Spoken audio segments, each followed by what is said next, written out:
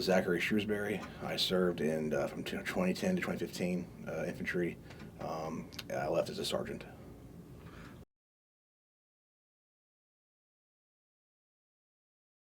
I'm from West Virginia. I grew up on a farm. Country boy, moved around a little bit in the state, moved to Colorado, got a little bit of experience. But when I got out of high school, I went to about a semester of college, couldn't afford it. And I looked around my home. There's nothing for me here. It's poverty. I can do the coal mines, I can do a retail job, or I can join the military.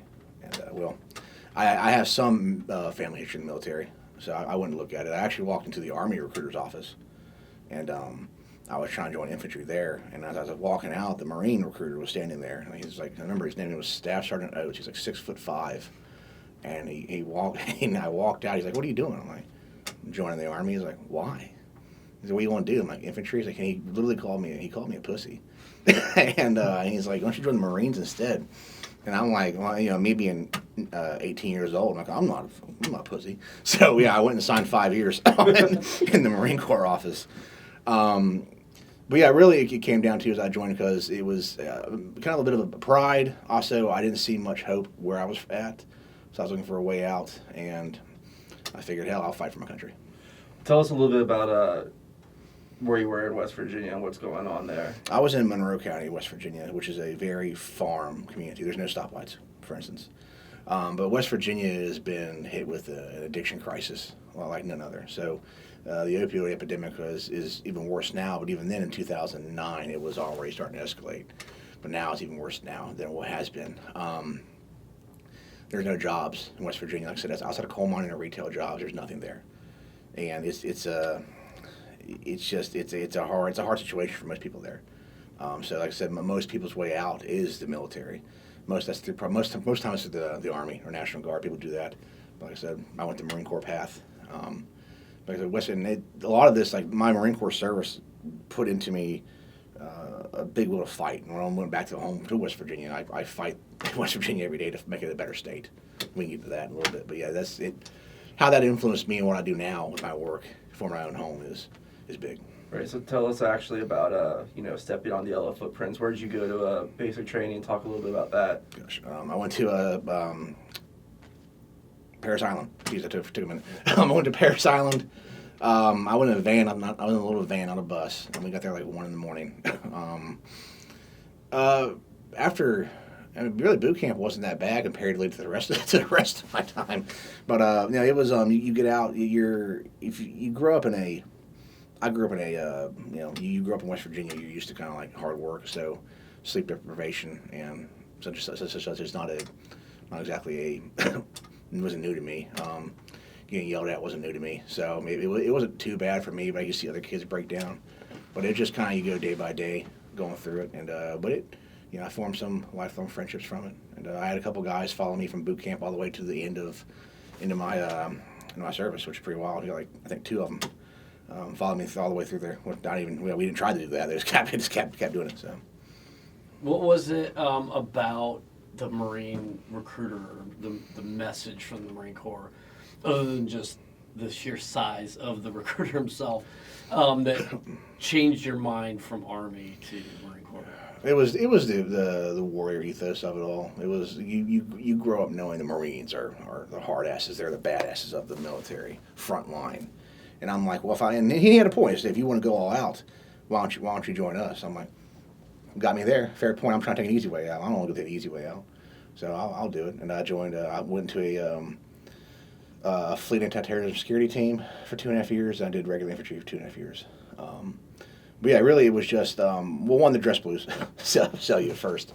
But it was really how he came across. He just hit me straight. He just hit me straightforward. No, it wasn't really sales. It was just like, hey, why don't you do this and be a man? I'm like, hey, all right, you got me there. But yeah, you're growing up with the ethos, you know about it, the legends and stuff. If you're from like rural America, that definitely hits harder most of the time. So yeah, it was in the back of your head, like, all right, I'll do it. I can do this. So you joined in 2010, correct? Yeah.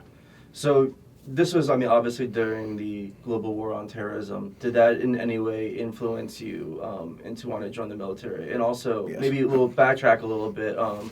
What do you remember and call from 9/11? Like, how old were you? What were your experiences for that? And then did that in any way influence you wanted to join the Marine Corps? Absolutely, yeah. I was in 5th grade when 9/11 happened. Like I was saying, like my whole generation, like the millennial generation, went and fought GWAT because of 9/11. It's kind of impressive to see how that happened with our whole age group here. But at 5th grade, and then from 5th grade on, I remember it was very much how society kind of changed. Society changed that time. You could see it. We became more. Iraq was on CNN every day. Afghanistan was on. So when it came down to 2010, me, at that time I'm 18 years old, not much going for me. I want to go to West Virginia. I'm like, I want to go fight. Hell yeah, I want to fight. So where do I want to go? Originally, I want to go to Iraq, but Iraq had already died down. So I'm like, okay, well, I'll cross my fingers and join the infantry, and they'll send me where they send me. So yeah, it was definitely a huge influence from my entire childhood, and I can say I can probably speak for a lot of guys like that, from just being a kid, from a little kid onward, how it's just always there. And yeah, I say honestly, if you study that, it's impressive how long the 9/11 thing really pushed recruitment forward. What? So you said you're in 5th grade. What was it like? Do you remember your experiences and kind of detail? I remember I was in Colorado at this time. I remember they originally pulled TVs in to show us, and they pulled them out, and then basically we just sat around school all day as the teachers cried, and we didn't know what was going on. Some kids got pulled out of school, and I remember getting information from like middle school kids who were seeing it, and it was just mass confusion and chaos. And then from the days on that, I remember American flags going up everywhere. Patriotism skyrocketed like crazy for the next few months. And then then again, like I said, I just remember like even as conversations as kids, you would talk about the war in Iraq. You talk about what's going on. Teachers would sometimes cry about what's going on. So you would get these snippets of stuff. If your parents aren't telling you much, or you're not watching the news as a kid, you're still hearing about it. And it's slowly just influencing your mind as you go. Colorado obviously has a large military presence, mainly Air Force. Were you near Colorado Springs or any? No, I was in a small town of 800 people. Called Callahan. Very small town, but yeah, it was. I said it was. You saw the guy. I mean, you saw people in high school that you would recognize. They graduate, join, and leave. So it was like I said. It's a how do I phrase it? It's like a very passive system of seeing it. As you're living your life, you see the guys. Hey, I recognize that guy. Oh, he's in dress blues now, or he's in camis. He's come back. So there's all sorts of things mixed together.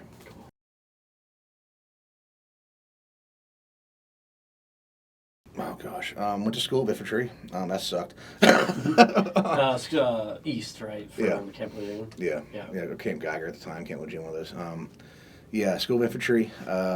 Did that. I never want to run with a gallon jug of water cans ever again in my life. Scarred my memory. But school of infantry. Then after that, I went to basic security guard school it's a little. I can't remember what the base is called. A little small base in Virginia. Is it Dam Neck? Not Dam Neck. I can't remember. But we went there. We trained up on shotguns, riot control, non-lethal formations, and then I went to Yorktown and joined the 2nd Fleet Anti-Terrorism Security Team. And we deployed to Guantanamo Bay and watched the fence line. And then we deployed to Japan, and we floated around on ship. Went to South Korea, went to Malaysia. Some of us went to Indonesia, and we were just training militaries for that time period. A lot of great schooling. I mean, advanced urban combat was pretty cool. It's a cool schoolhouse. Jungle warfare, we got that in there. A lot of really high speed, low drag schools. So. Tell us a little bit about your deployment to Guantanamo Bay. Like, how long did it last? What were you doing? What was your mission? What's your day-to-day experience like? What was, I guess, your understanding of like the quote-unquote threat level? I think I remember it wasn't as long. I think it was like 4 months. I think 4-month rotations with the fast groups. You were either on the fence line or you were in the COC. So basically, it was just hot, and we were stuck on Marine Hill. You were not allowed to leave Marine Hill, which is your barracks. Every now and then, you could possibly go to the small PX to get food or magazines. But it was at that point it was very restrictive on us. We were not allowed to leave that area. So we was either training or you're in your barracks. And that's pretty much something Guantanamo. I mean, the threat level at that point, it was 2011. It wasn't too crazy at that moment. I remember, you're taking in reports from guys who are seeing we get reports from guys seeing vehicles driving through Kamener City, I think it's called, with Russian flags on them. So you see you're seeing a couple of diplomatic things happening through your on post, but nothing too crazy. And then inside, because obviously with the war, like you said, in Iraq, kind of dwindling down, but we think we did a surge in 11 in Afghanistan. Yeah. What are you seeing or interacting at all with the influx of EPWs coming in? No. Okay. No. The most we ever I wasn't on these. The most these we ever encountered was we had Cuban refugees swim over, and you had to get your react teams out, and they would come in. They detain the Cuban refugees, and they turn it over to HUMNIT, I think it was. And that's about as far as we ever got with that. By the time we left Guantanamo, then we started gearing up for Japan. Then Benghazi happened. That was an interesting scenario to be in for being a fast team for that. But well, how was it interesting? Oh gosh, so Benghazi happens, and that's really the fast bread and butter. Is as we were it's fast as doing your VIP hostage rescue, SWAT type things, asset protection, building recapture stuff. So I remember we were watching on the news, and I was on duty that night, and we were in Japan, so we were going to respond somewhere else. But I remember I got a call I don't know, 6 a.m. and it was a lieutenant colonel asking what my capabilities were. And I'm like, I'm only lance corporal at the time. I'm like, I think you should know that, sir. So I'm like, stand by, sir. And I go up and wake up I get the major up, and all of a sudden he's like, gear up and get your guys ready. And I took off my little plastic, whatever little plastic cars they have. I'm getting my guys out of the gym, saying when we start getting our gear on, they were going to send us to the Bangladesh embassy because they were having riots there. And we were getting, I think that's correct, Bangladesh, but we were getting ready for that. And our sister platoon, Alpha Fast in Spain, we had heard taken off and we were responding to Benghazi. But I can't remember if that was miscommunication, if they got turned around, or if they ever actually got taken off. I can't remember. We got our gear packed, ready to go to Bangladesh, but we ended up not going. So no one ended up going. It was one moment where we were all very fast, very much hey, get your shit, we're going now. In that moment, and that was the one moment we had kind of in fast where it's all right, we're gonna get some, no, but close. Tell us a little bit about your Japan deployment that was after that. Well, yeah, gosh, and faster and 1-1. Japan, I went back to Japan twice. Well, once in fast, once in first Marines. We trained at the Mount Fuji or Camp Fuji a lot, and in fast we trained with the ROK Marines in South Korea, and we trained with the Malaysians. I think we were the first United States military Malaysia in a long time. I remember being a certain type of ceremony there, and we got there, and we slept in the barracks that the Malaysians were in, ate with them for a while. So really, was just training foreign militaries. In first Marines, when I went back to Japan, we went to Okinawa predominantly. But so we trained heavily there. But we actually got to train the Japanese directly on the mainland. And I remember we got bused all the way up north. I can't remember where it was. It was snowing. We were doing winter training. Hokkaido Island. Maybe. Yeah. We were. It was winter training with them. Yeah. And I remember, if you want a fun story. The language barrier. Most of the enlisted, they can't speak English. We can't speak Japanese. The officers could usually kind of speak broken back and forth. But so, they left us to our own devices. And I remember the sergeant major and the officer saying, "Don't drink." Well, the Japanese reached under the table and pulled out bottles of sake, and it all went to hell. Even the sergeant major was drunk. I remember this. And before you know it, people were wrestling on the floor. You got people dancing on their shoulders. But it was you really just broke down the language barrier. No idea what you're saying to each other. You're just having a good time. And that happened quite a few times with the Japanese training. But I got to say, when you're training with them, they were some of the most efficient fighting force I could see. When you taught them once, they learned it immediately. I had the guy I hung out with most of the I was training him, training me. What was his name? His name was like, I forgot his name. Tomoto. I forgot his name. We were on Facebook forever. He'd hit me up sometimes, but he tried to speak with me in broken English. Yeah. He wrote it down. He's like, "You're a great friend and good person," but the translation, when you're a good friend, I want to cherish your body. Hey, Sato told me, hey, I don't know where we're at. I know what I'm saying. I don't know where we're at right now, but I think I understand what you're getting at, but this is not a good translation. I think I understand what you're trying to get at. So. I'm really glad I recorded that. All right, let's go kick it back to talking about specifically the Malaysians and the Japanese. So the Japanese, efficient, gear. I mean, they have their own gear. They're up to date. Like, you teach them one thing and they've learned it immediately. Highly professional fighting force. Malaysians, I would say the Malaysian fighting force is probably a decade behind. Were they willing to learn? Absolutely, but not as proficient. Weaponry-wise, they're still mixed with a lot of our old gear and Soviet munitions. What we did was we did like a weapons exchange, tactics exchange. So we showed them how we set up our machine gun teams. So you run down and set up your 240s, and we were shooting at a 240 range, and then they basically let us shoot RPGs at some old trucks. And now, of course, we're having a great time because we shoot RPGs. The wildest thing I saw was how they searched for mines, and they pretty much just how can I put this in a nice way? Don't worry about it. All right, so they basically pick the platoon's biggest idiot and give him a knife and say crawl and just start searching for mines, and that's how they search for mines. We're like, that's wild to see. And they really did. They gave this guy a knife, and he literally just crawls and he was giving us the example of what he does. I'm like, good God, that's you have to know you're at the bottom of the barrel when that's your job. But then they took us in the jungles and got a guy. I think a guy bit a snake's head off, and they had some weird jungle stuff. And if we didn't want to do it, they would like shit talk us. So then of course you have to do it. So we got into that type of stuff.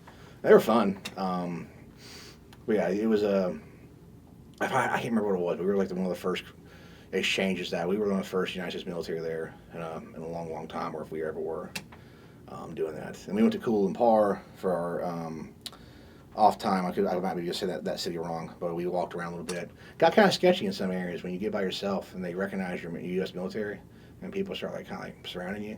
This is actually getting into those briefs the officers give us. They're not lying to us. This is real. We should probably get out of here. But yeah, it was Malaysia. Like I said, they're willing to learn, sure, but they're not as proficient as the Japanese. The Japanese were a great time, but they were also very, very serious about what they wanted to learn. Very much still they have very much a warrior ethos about them, so to speak. And did you rotate then after you redeployed back to the States? Did you immediately get orders to 1st Marines, or how? So after FAST, so I got back in 2012, and then we got orders probably within the next 4 months. I wanted to go in the 1st Marines on Camp Pendleton, and I was supposed to go to Yemen, but my son was being born like the day they were leaving. So my XO was like, "Stay behind for your son. Don't go to Yemen." So and I thank him. I appreciate that, Lieutenant Minzer, wherever you're at, someone there. Thank you for that. But he's like, "Stay behind to see your son. You don't need to go to Yemen for embassy security. Be there for your son's birth." I'm like, it's a rare Marine Corps moment telling me this. So I stayed behind while they went. They got back from Yemen, then we immediately started gearing up for Japan.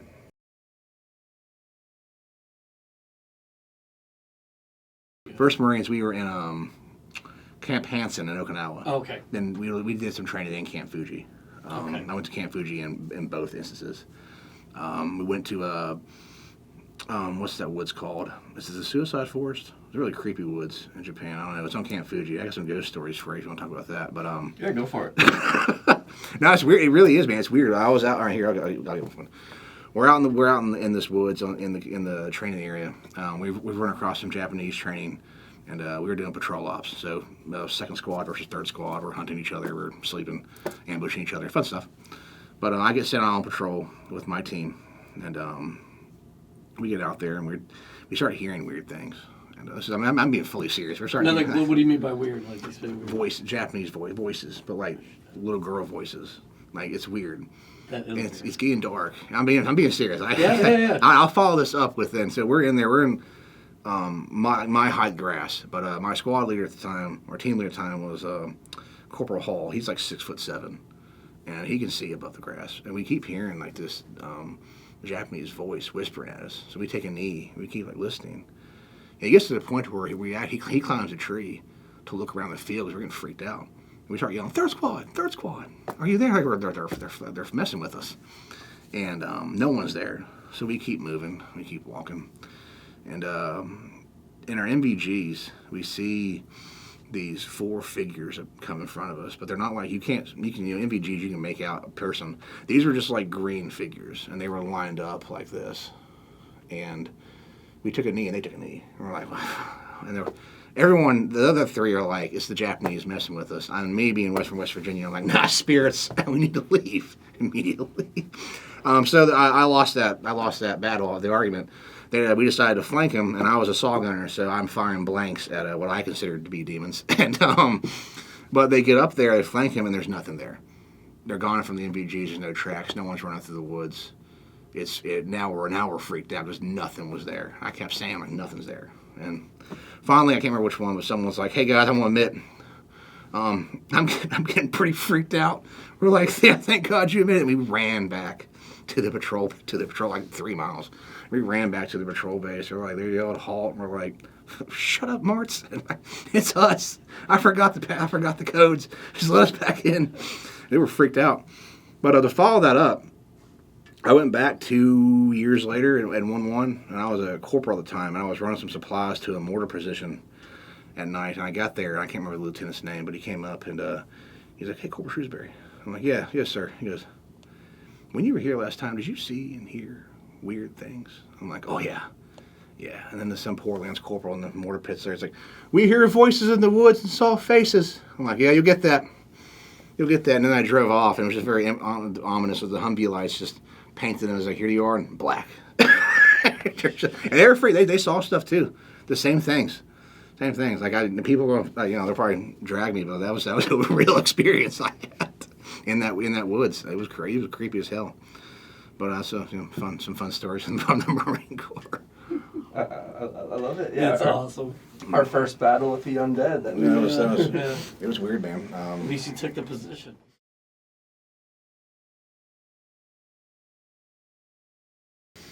After my last deployment, I just attained the rank of sergeant. I did a few things. I thought about re-enlisting, but at the time, my family scenario, we decided not to. So I just ended up getting out. So you mentioned that earlier that your son was born and you missed out going to TMN. Tell us a little bit about your family life and how the Marine Corps influenced that. Sure. I got married very early on in my enlistment. My son was born in 2013.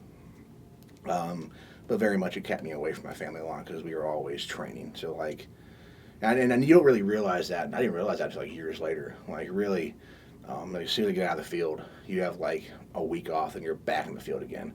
And you get a week off and you're back in the field again for 2 weeks. So really it just kind of kept you away from the family for a long time. You don't realize it because we were consistently training so much. Then you get a deployment for 4 months, and you get back, and you have to go to Advanced Urban Combat School. Then you have to go to a different school, and then you're deployed for 9 months, and you get back. So you get like 6 months off, but you're still trained during those 6 months. So it's for family life, it's rough. Of course, I think everyone can agree on that. So then, what was ultimately your decision not to re-enlist? It was at that time with my ex-wife and I decided it wasn't good for us, and I was tired. Back was already hurting. It was actually, you want to talk about it, it was actually this hump they did at the end. It was a gender-neutral hike. They were trying to bring in women into the infantry, and what happened was they did a hike, and our packs were like, they hiked us to death basically on that hike. and the whole company basically just fell out. Besides like 20, like in my company, like 23 Marines survived it. And I was one of those, but like it was so bad, like everyone just falling out. I'm like, I'm done, guys. We've done this for 5 years. Most of my friends are out. I'm done. This is just we're just walking me to death. I thought about reenlisting. I had great pros and cons. People were wanting me to reenlist, and I thought about it. I finally reached that sweet spot at sergeant. So I was torn. I'm like, God, I finally reached a sweet spot of enlistment where I won't be bothered too much. But I decided I'm going to get out and do the civilian world, be with my family. And so tell us a little bit about that transition. What was that like? Oh man, well that's something you want to dive into that. No one really knows how rough it is. I didn't know how rough it would be when you get out of the Marines and go into the civilian world, because you deal with you immediately, because kind of you're with your brothers every day, you're with your friends every day, and then you get out into the cold reality of the civilian world where you don't have that at all. And at first you think it's like, hell yeah, this is great, I'm free, I'm not shackled by the Marines anymore, no one can tell me what to do. But it actually messes with you because you don't have that friendship anymore. You don't have your buddies around you all the time. It's just kind of you. And if you have your family, you have your family, but it still weighs you down. I didn't realize how much it was messing with me at the time. It was, like you get depressed a lot of times from it, and it affects. No one really talks about it, but it affects veterans heavily when they leave the service. Especially, I would say, given a job if you're in the infantry, I would say it affects you even harder because you're with those guys so often, and so when you get out, you're not like that. It messes you a little bit. Depression sets in. You don't know that, or you don't want to admit that because of the culture.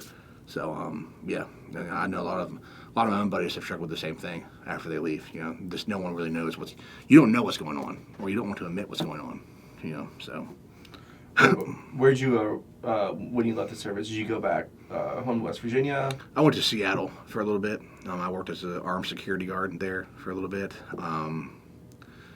Then a divorce happened. Then I was a tow truck driver for a little bit, and then I worked at a gas station. And eventually, I had to move back to east to kind of restart my life. And I worked a lot of odd jobs. And then I started getting involved in. I started going back to West Virginia, and I saw how bad my home was still. And that's where I was like, I have to do something about this. So I started community organizing, which what's that look like? So I started delivering clean water to areas that had poison water. The homeless community, I started taking money of my own paychecks and buying hordes of gloves and hats and giving it to them in southern West Virginia. For me, it was like trying to still serve. To instance, I wanted to keep serving. And that's I found doing that in community organizing. What I do now is just still helping people and trying to give people a voice where they don't have it. And in West Virginia, that's across the state. Was this for a particular nonprofit church or? It was just me at first, and then I started doing some work with different groups, and that got me into politics, pushing for legislation. But I fought for veterans a lot, trying to get veterans' voices out there. I fought for the PACT Act. We were in D.C. harassing politicians that way.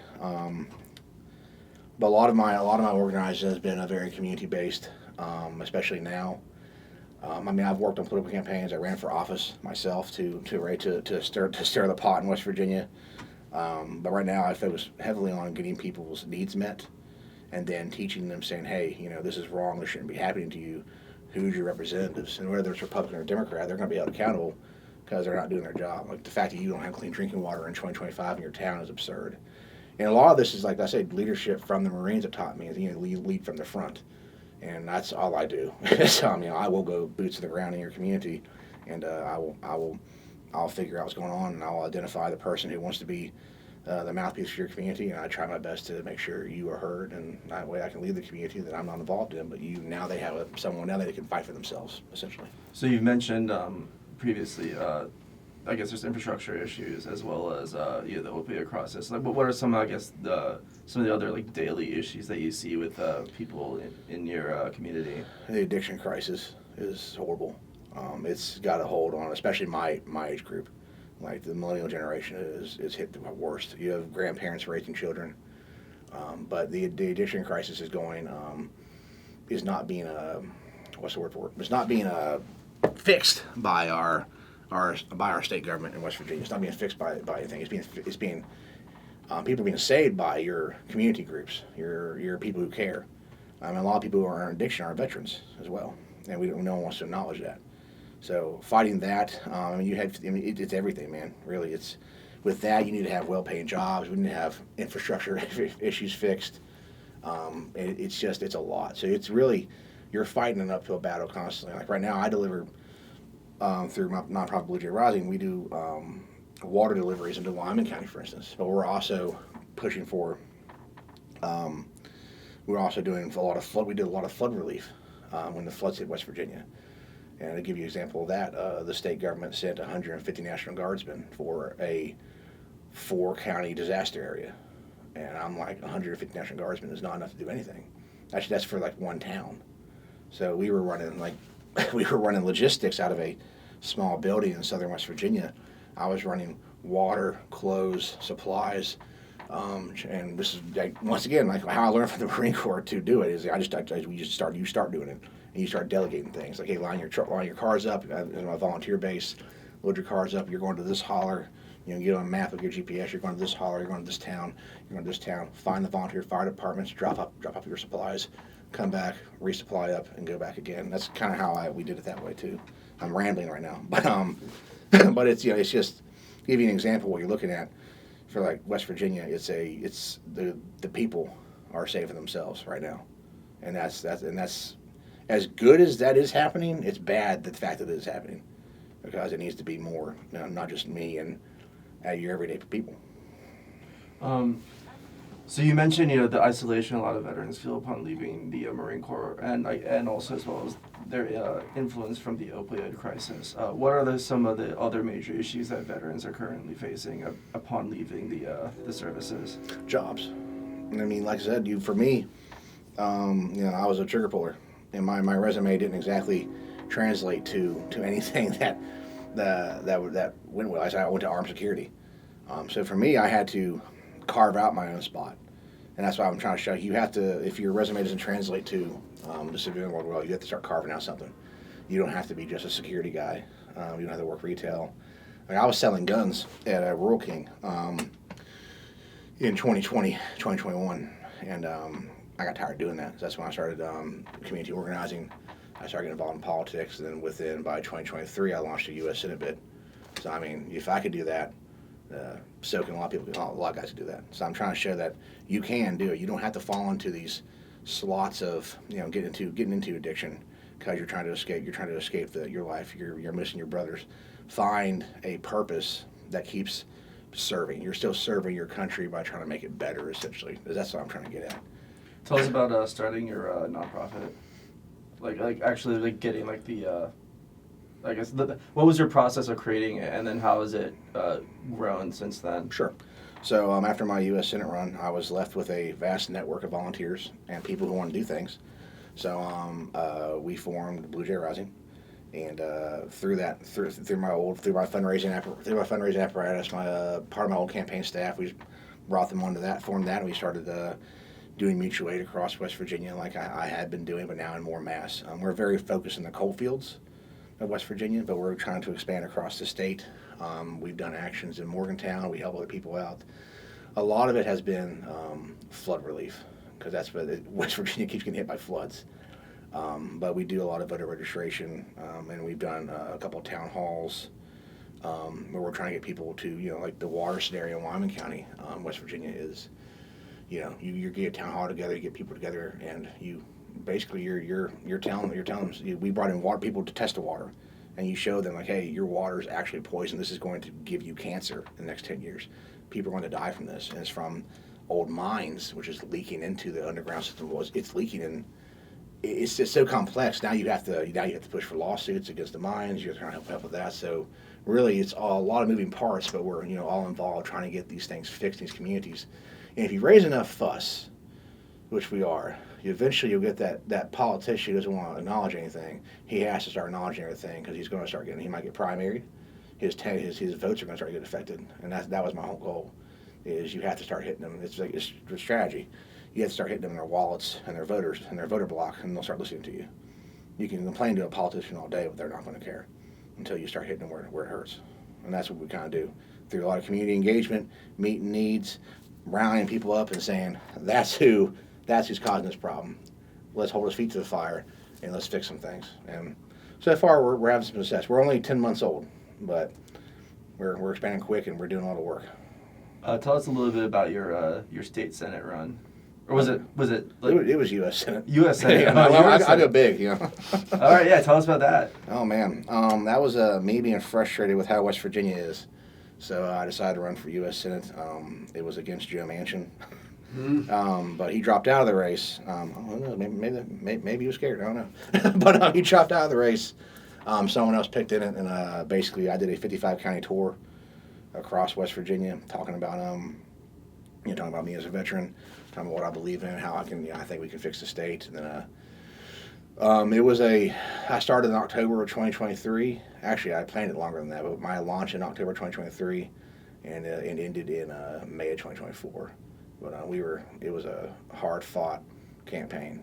We raised $400,000, and then we spent all of it fighting that guy. But I won the majority of southern West Virginia and the Eastern Panhandle, but he pulled off the rest of it. And they also had a third party player come in, not third party, but he had a guy that made no sense, but he was able to siphon enough votes from my area to screw me over. But it's politics. So, but I'm actually about to launch another bid, so because I can't stop myself, because why not? But so that experience though, because you meet so many people, and like I said, I was going to town to events, talking to regular people, and like I said, Republican, Democrat, I don't care. I'll talk to you. I want to learn from you. I want to hear you. You meet people where they're at, and that's where you see how really, in the day, there's not much difference in anybody. It's all just you're Americans. You have the same problems. You have the same issues. You just want someone to listen to you, and that's what I'm trying to provide. Is going through all that, and it was, like I said, the experience was exhausting, but also very enlightening to seeing how many people just struggle with daily life and how they just want someone to listen to them, and that shows.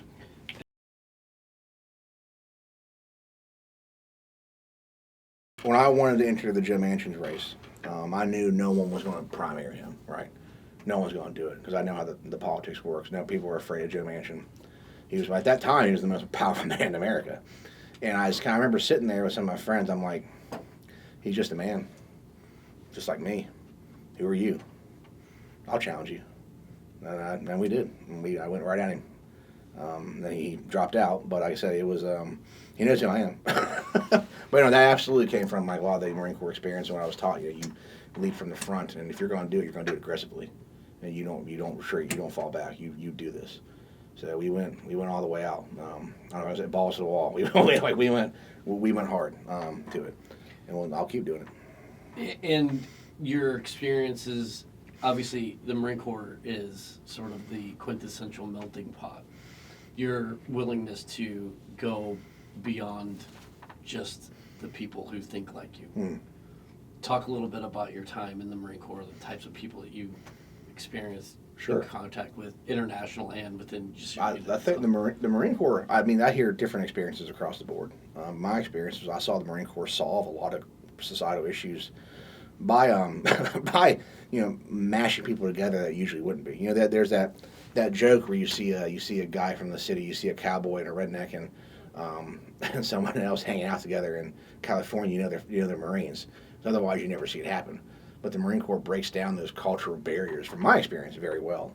Like I had friends from West Virginia. Some of my best friends are from Boston. I never would have hang on with a guy from Boston, but we're great friends. Georgia, New Jersey.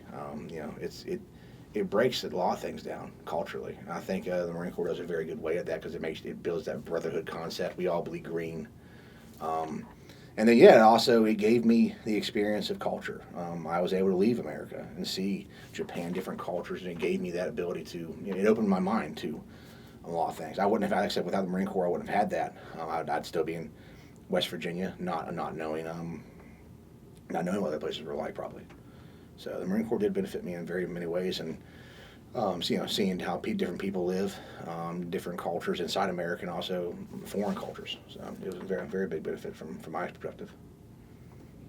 What are your advice to veterans getting out of the military and how they can sort of avoid the issues that you were having or that you've seen all the veterans have? Acknowledge that you're going through something. You don't have to keep the stiff upper lip of I'm not depressed. You can acknowledge that. That would have helped me years ago if I had realized that, hey, I'm going through something. I miss my brothers. I miss what I used to do. Even though I have so many nights, there's a lot of negative to it. Just it sucks sometimes, but you end up missing that. Acknowledge that. It's okay to acknowledge that. And then for me to fight that, find a sense of purpose. I have a sense of purpose by still serving my country to a degree, serving my community by fighting back what I see as corruption in politics. That's why I go so hard at saying, hey, I will challenge you at the top of the level, because everyone else is scared to do it. I will not be scared, even though I will be. But I absolutely will be. But I will do it. So that's that courage part of it. When you want to get the honor, courage, commitment thing, that is the courage part of it. I will step into that fire if no one else will, because it has to be done. So find your sense of purpose. And for me, it's like, you just help your community, help people.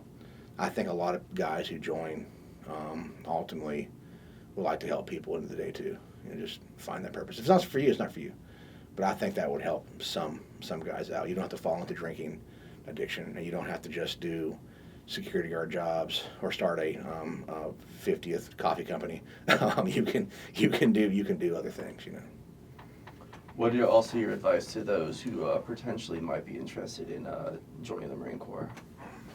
Oh gosh, that is your personal choice at this point. I'd say I have mixed reviews on it sometimes. I go back and forth on it, depending on, I think, really do your pros and cons on the world affairs at that point. But I say, if you want to join, if you want the pros to join the Marine Corps, it will get you out of your situation, and you will meet great friends, and you will meet a lot of people who are more.